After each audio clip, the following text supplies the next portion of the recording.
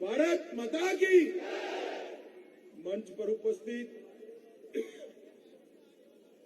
दिल्ली प्रदेश Bharatiya Janata party के अध्यक्ष और यहाँ के लोकप्रिय सांसद भाई मनोज तिवारी जी, गोकुलपुर के लोकप्रिय प्रत्याशी यहाँ से पार्षद श्रीमान रणजीत कश्यप जी, हमारे जिला अध्यक्ष श्री कैलाश जैन जी, श्री विनोद मास्टर जी, श्री एडवोकेट यमन शर्मा जी, निगम पार्षद कन्हैयालाल जी, निगम पार्षद बहन निर्मला जी, निगम पार्षद हरिप्रकाश जी, निगम पार्षद श्रीमती विजेंद्र जी और मंच पर उपस्थित भारतीय जनता पार्टी के सारे मंडल अध्यक्ष और आज गोकुलपुर विधानसभा से कोने कोने से आए हुए प्यारे भाइयों बहनों माताओं और मेरे जिगर के टुकड़े जैसे युवा मित्रों, आज ये मेरी तीसरी सभा है। 2 दिन में 6 जगह पे 6 विधानसभाओं में मैं घूम कर आया हूं। हमने तो कहा था भाई 200-250 लोगों की मीटिंग होगी, इसमें जाएंगे, मगर जहां एक भी व्हीकल नहीं रखा है, एक भी साधन नहीं रखा है, वहां हजारों की भीड़ नजर के सामने उपड़ी। मैं बाहर से आया, पुलिस वाले गाड़ी इस ओर से लाए, मैंने बोला भैया जनता पीछे खड़ी है, दिखाई दे रहे हैं, हाथ ऊपर करो भाई। पीछे वाले पीछे बाहर जो हाँ ये झंडा खड़ा हुआ वहां तक लोग खड़े हैं। मैंने बोला भाई लोग यहाँ खड़े, आप यहाँ कहाँ ले जा रहे हो? कि साहब ये तो मंडप के बाहर खड़े हुए लोग हैं, मंडप पूरा भरा हुआ है। तो मैं आप सभी का आज भारतीय जनता पार्टी की प्रचार सभा में हृदय से स्वागत करता हूं। 8 तारीख को दिल्ली की जनता ने अपना एक वोट देना है। आप ऐसा मत देखना कि आपका एक वोट कश्यप जी को विधायक बनाएगा, आपका एक वोट आपके क्षेत्र के लिए होगा। याद रखना, आपका एक वोट पूरे दिल्ली का भाग्य बदलने वाला वोट है मित्रों, भाग्य बदलने वाला है। मित्रों, एक जो सरकार चल रही है दिल्ली में, आप पार्टी की सरकार चल रही है, ऐसे झूठे वादे करने वाली सरकार मैंने मेरे जीवन में नहीं देखी। मैं हर रोज पूछता हूं इस दिल्ली सरकार के मुख्यमंत्री को कि भाई आपने वादे किए थे, आपको याद है क्या? मगर वो अपने वादों के लिए बोलते ही नहीं है, नए वादे करते जा रहे हैं, नए वादे करते जा रहे हैं। मगर मैं आज गोकुलपुर की जनता के सामने केजरीवाल ने जो वादे किए थे इसको याद कराने के लिए आया। मित्रों, इन्होंने कहा था कि हम दिल्ली में 1000 नए स्कूल बनाएंगे। गोकुलपुर वालों, एक भी स्कूल बना है आपके यहाँ? जोर से बोलो, बना है क्या? उन्होंने कहा था 50 कॉलेज बनाएंगे, एक भी कॉलेज बना है क्या? जोर से बोलो, बना है? उन्होंने कहा था 15 लाख सीसीटीवी कैमरा लगाए सुरक्षा के लिए। मित्रों, मैं पूरा मनोज जी का, अरे भैया शांत रहो ना, मनोज जी का पूरा क्षेत्र देखकर आया, कहीं पर सीसीटीवी कैमरा दिखाई नहीं पड़ा। आपने देखा है भाई? आपने देखा है? इन्होंने कहा ये युवा है, सबके पास मोबाइल है, उनको वाईफाई दे देंगे। मैं कल से सर्च करता हूं, मेरी बैटरी घिस गई, वाईफाई नहीं मिलता। तो आज मनीष सिसोदिया ने कहा, अमित भाई हमने फ्री बिजली दी है, बैटरी चार्ज करवा लो, वाईफाई नहीं मिलेगा। मैंने बोला कोई बात नहीं, मगर मैं फ्री बिजली मिली ऐसा मानता था। अभी मैं आगे की सभा में गया, कोई आदमी खड़ा होकर कुछ दिखा रहा था ऐसे, बाबूजी एक थे, तो मैंने मनोज तिवारी को पूछा, मनोज ये क्या दिखा रहे हैं भाई, कागज किस चीज का है? तो पूछा उनको, तो उन्होंने कहा हमारा बिजली का बिल है 200 यूनिट से कम है, फिर भी 800 रुपये का बिल आ गया है। तो भाई इन्होंने ना सीसीटीवी कैमरा लगाए, ना स्कूल बनाए, ना कॉलेज बनाए। डीटीसी की 5000 बसें लाने को कहा था, डीटीसी की बसें भी नहीं आई। सारे अस्थायी कर्मचारियों को स्थायी बनाने के लिए कहा था, ये भी नहीं हुआ। 2 लाख लोग, 8 लाख लोगों को नौकरी देंगे, ये भी नहीं हुआ। और मित्रों, उन्होंने कहा था यूरोप जैसी सड़कें बनाएंगे, यूरोप जैसी सड़क। मैं अभी तो 3 विधानसभा घूमकर आया हूं, गड्ढे में सड़क है या सड़क में गड्ढा है मालूम ही नहीं। उन्होंने कहा था नए नए फ्लाईओवर बनाएंगे, ये जमुना जी को स्वच्छ करेंगे। भाई जमुना जी स्वच्छ हुए क्या? यमुना जी स्वच्छ हुए? अरे केजरीवाल, स्वच्छता कैसी होनी है? आप अगर इलाहाबाद कुंभ में गए होते, प्रयागराज में, तो योगी जी और मोदी जी ने गंगा जो स्वच्छ करी है ना, तो गंगा जी में डुबकी लगाते तो मालूम करता। मित्रों, यमुना स्वच्छ करने की बात करने वाला मुख्यमंत्री आज आपको पानी में जहर जैसा पानी दे रहा है। पूरे भारत में गंदे से गंदा पानी पीने का अगर कोई एक राज्य में आता है तो ये मेरी दिल्ली में आता है। मित्रों, दिल्ली में आता है। इन्होंने कहा था कि हम सरकारी सुविधा नहीं लेंगे। मुख्यमंत्री बन गए, सबसे पहली फाइल साइन करी, अपने बंगले की साइन करी और चुपचाप बंगले में चले गए। उन्होंने कहा था सरकारी गाड़ी नहीं लेंगे, पूरे दिल्ली में सरकारी गाड़ी लेकर घूमे। भाई केजरीवाल, इस सब चीजों के आप जवाब तो दो। और मित्रों, यहाँ कितने लोग अनधिकृत कॉलोनी के बसते हैं? जरा हाथ ऊपर करो तो भैया। सबके सब है ना? सबके सब है ना? 2015 में मोदी जी ने उनको पत्र लिखा कि अनऑथराइज्ड कॉलोनी जो है उसका आप सूची भेज दो, उसकी बाउंड्री आइडेंटिफाई करो। उन्होंने कहा 2 साल लगेंगे। फिर से 17 में पत्र लिखा, कहा कि भाई लाओ वो सूची, 2 साल हो गए और 2 साल लगेंगे। अब 19 का चुनाव आया, आपने मोदी जी को फिर से जिता दिया, ये मनोज को सांसद बनाकर भेज दिया। और आज मैं आपको गर्व के साथ कहना चाहता हूं, इन्होंने तो रिकॉर्ड नहीं भेजा, सैटेलाइट से अनधिकृत कॉलोनियों को फोटोग्राफी कर मोदी जी ने सबको अपना अधिकार देने का काम किया।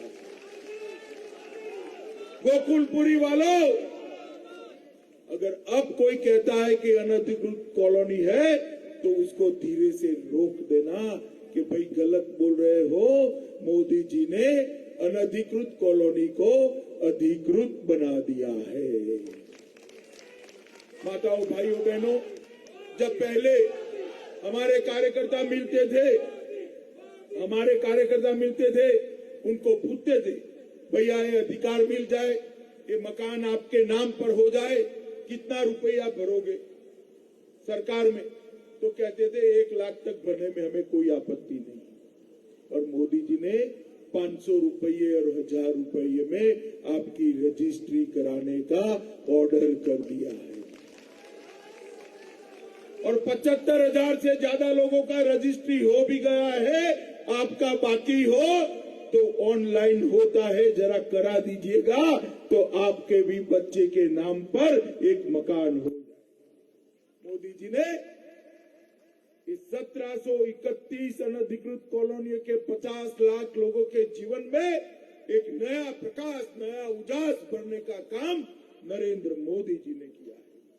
और जहां जहां झुग्गी है, मैं आपको वादा करके जाता हूं, मेरा कान पकड़ना, 2024 तक दिल्ली में जहां जहां झुकी है वहीं पर उसको 2 रूम का फ्लैट देने का काम भी प्रधानमंत्री नरेंद्र मोदी कर रहे हैं।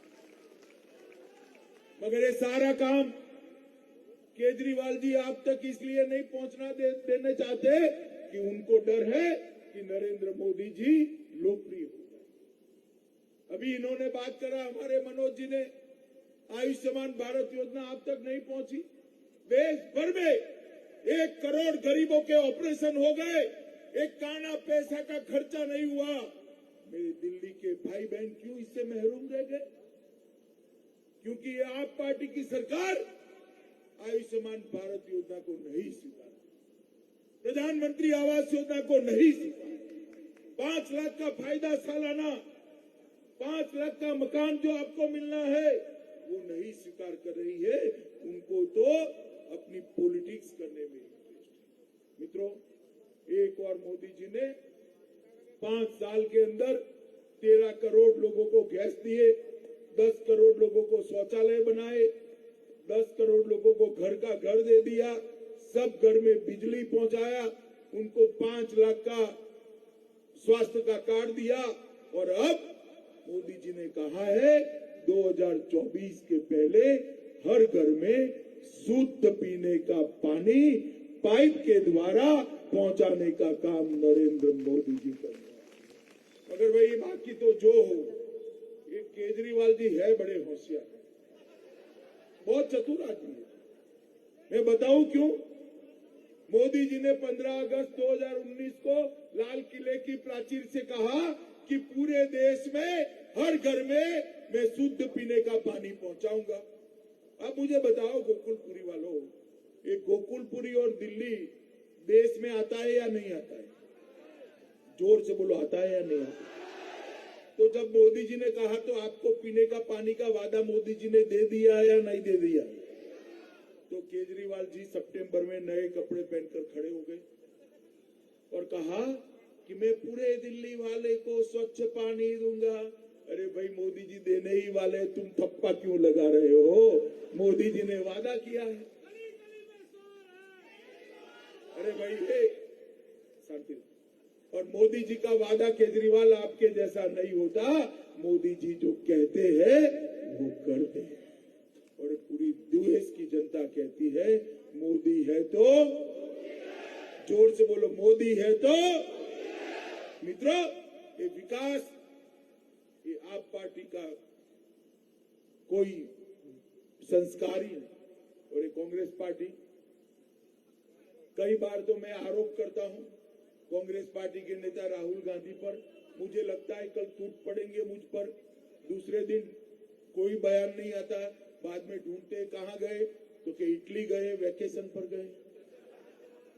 हर 6 महीना 1 महीना वैकेशन पे चले जाते हैं, हमें मालूम नहीं क्यों जाते। मगर मित्रों, वो ये दिल्ली का विकास नहीं कर सकते। केजरीवाल को 5 साल का आपने मौका दिया है या नहीं दिया? जोर से बोलो, दिया है या नहीं दिया भाई? कांग्रेस को 15 साल का मौका दिया या नहीं दिया? जोर से बोलो, दिया है या नहीं दिया? आपके रोड अच्छे बने हैं? आपका अनधिकृत कॉलोनी अधिकृत हुआ था? आपके घर में स्वच्छ पीने का पानी पहुंचा है? आपके बच्चों को नौकरी मिला है? नए अस्पताल बने हैं?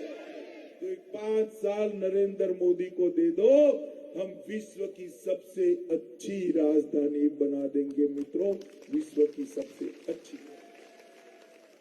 मोदी जी को 2014 में आपने जिताया, 2019 में जिताया और 303 सीट दे दी।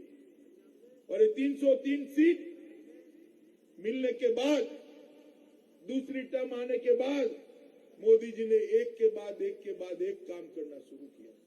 मुझे बताओ माताओं, भाइयों, बहनों, देश भर के लोगों की इच्छा थी या नहीं थी कि अयोध्या में भव्य राम मंदिर बने? थी या नहीं थी? आप चाहते हो रहे या नहीं? 500 साल से ये देश के लोग चाहते थे कि जहां प्रभु श्री राम का मंदिर बनना चाहिए वो उसी जगह बनना चाहिए जहां प्रभु श्री राम का जन्म हुआ था। मगर ये राहुल बाबा and company, Kejriwal and company road अटकाती, कोर्ट में केस आता था, अभी न चलाइए, थोड़े समय बाद चलाइए। कपिल सिब्बल खड़े हो जाते थे, क्यों भैया कपिल तेरे पेट में क्या दर्द होता है बताओ जरा।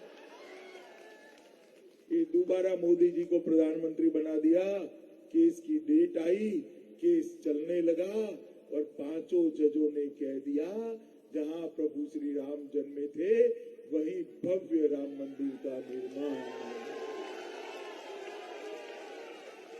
और मित्रों, मैं आज आपको कहकर आज जाता हूं, गोकुलपुरी वालों मेरी बात ध्यान से सुनना, 4 ही महीने में आसमान को छूने वाले भव्य राम मंदिर का निर्माण शुरू हो जाएगा मित्रों, शुरू।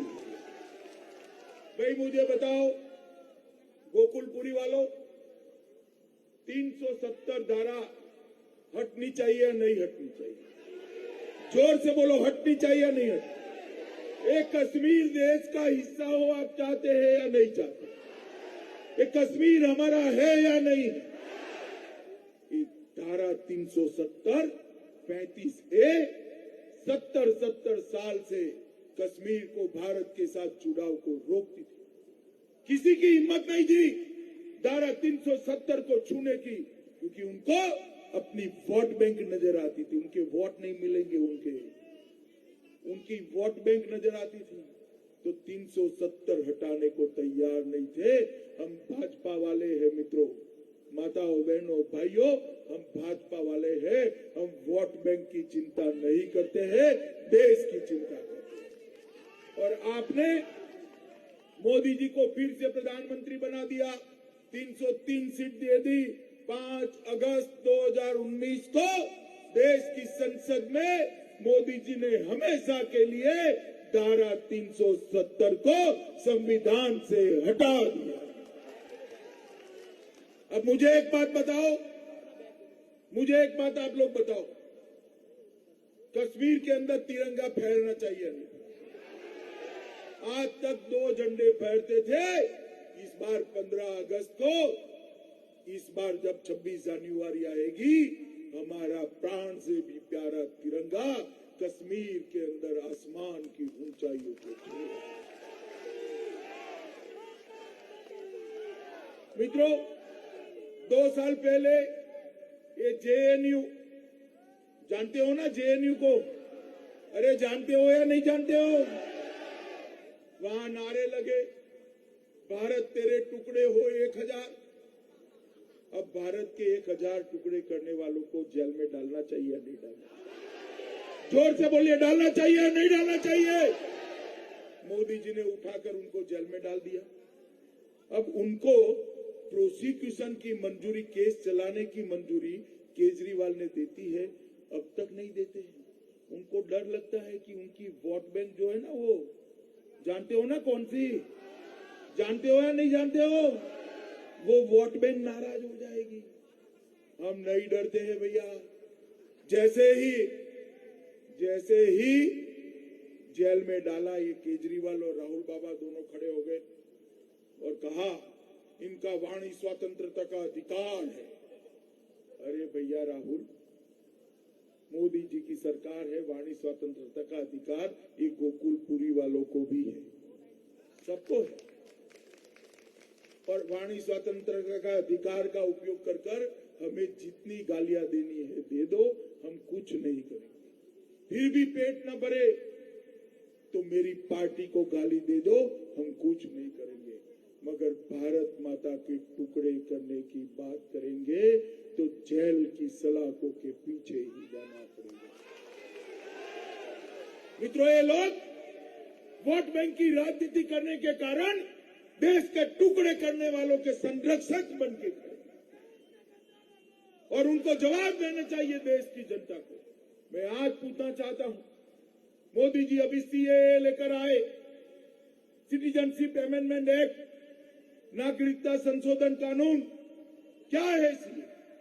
सीए के अंदर है पाकिस्तान, अफगानिस्तान और बांग्लादेश से जो हिंदू, सिख, बौद्ध, जैन, पारसी, ईसाई लोग आए हैं, जिनके साथ वहां अत्याचार हुआ, इनके नजर के सामने महिलाओं की इज्जत लूटी गई, सर काटे गए, उठवा लिया गया, निकाह पढ़ा लिया गया, धर्मांतर किया, हजारों हजारों धार्मिक स्थानों को तोड़ दिया गया।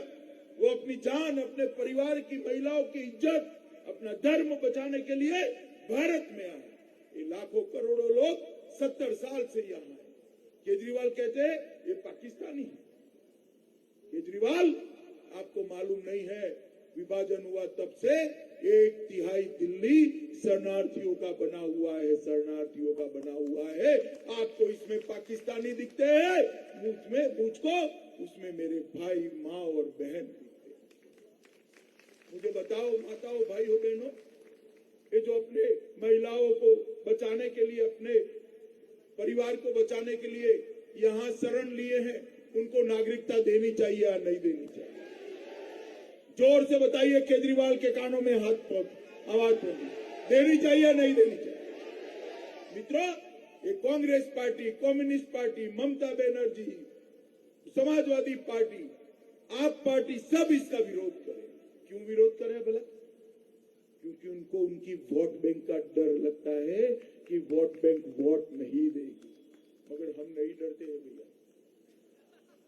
उन्होंने गुमराह किया देश की माइनॉरिटी को, युवाओं को, देश में दंगे कराए और आज भी कहते हैं कि हम शाहीन बाग वालों के साथ हैं। शर्म नहीं आती? आज भी कहते हैं कि हम शाहीन बाग वालों के साथ हैं। मित्रों, मैं आपको पूछने आया, इस देश में, इस राज्य में अगर दंगा कराने वाले ही सरकार में बैठ गए तो दिल्ली सुरक्षित रह सकती है क्या? जोर से बोलो, रह सकती है? उस दिन टीवी पर दृश्य देखा था या नहीं देखा था? बसें जलाते थे, देखी थी या नहीं देखी थी? कौन जलाता था? ये इनके लिए वोट बैंक। मैं इतना ही कहना चाहता हूँ माताओं, भाइयों, बहनों, ये दंगे फैलाने वालों के हाथ में दिल्ली का शासन मत दीजिए। हमारे शरणार्थी भाई जो इतनी विपदा सहन कर यहाँ आए हैं, उनको पाकिस्तानी की गाली देने वालों को आप समर्थन मत दीजिए। ये शरणार्थी जो आए हैं हमारे भाई, हमारे भाई बहन, उनको हमें सम्मान देना है। और महात्मा गांधी ने भी यही कहा। मित्रों, मैं आपको इतना ही कहना चाहता हूं कि ये लोग, कोई भी मुद्दा हो, चाहे टुकड़े टुकड़े गैंग हो, चाहे धारा 370 हो, सीए हो, राम मंदिर हो, केजरीवाल और राहुल गांधी दोनों विरोध करते हैं। और जैसे ही वो एक स्टेटमेंट देते हैं, दूसरे ही दिन पाकिस्तान के प्रधानमंत्री इमरान खान ऐसा ही स्टेटमेंट देते हैं। वो कहते हैं 370 नहीं हटानी चाहिए, इमरान खान कहते हैं नहीं हटानी चाहिए। 35 से नहीं हटानी चाहिए, राहुल और केजरीवाल बोलेंगे, इमरान कहेंगे नहीं हटानी चाहिए। सीए नहीं करना चाहिए, तो दूसरे दिन इमरान कहेंगे सीए नहीं करना चाहिए। वो कहेंगे कि टुकड़े टुकड़े गैंग को भारत के टुकड़े करने का नारा लगाने दो, इमरान भी कहेंगे। मेरी तो समझ में ही नहीं आता कि इमरान खान, राहुल गांधी और केजरीवाल जी के बीच में संबंध क्या है। इन लोगों के स्टेटमेंट क्यों एक समान आते हैं? मित्रों, मैं इतना ही कहना चाहता हूं कि दिल्ली की जनता ने विकास करने वालों को पहचानने की जरूरत है और झूठे वादे करने वालों को पहचान करने की जरूरत है। विकास का दूसरा नाम है श्री नरेंद्र मोदी।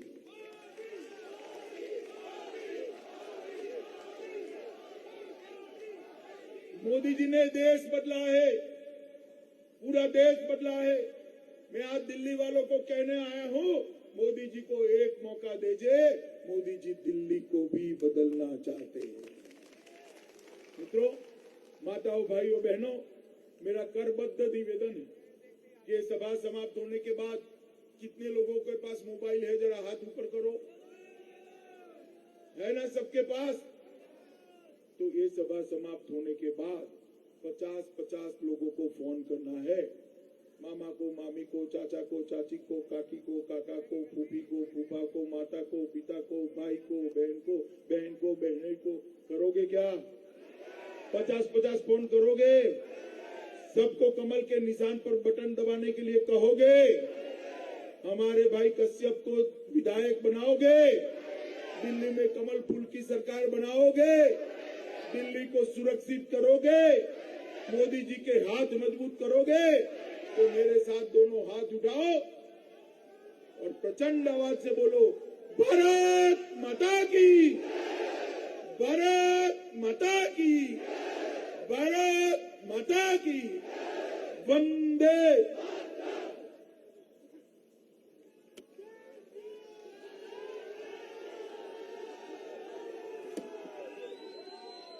मैं आमंत्रित कर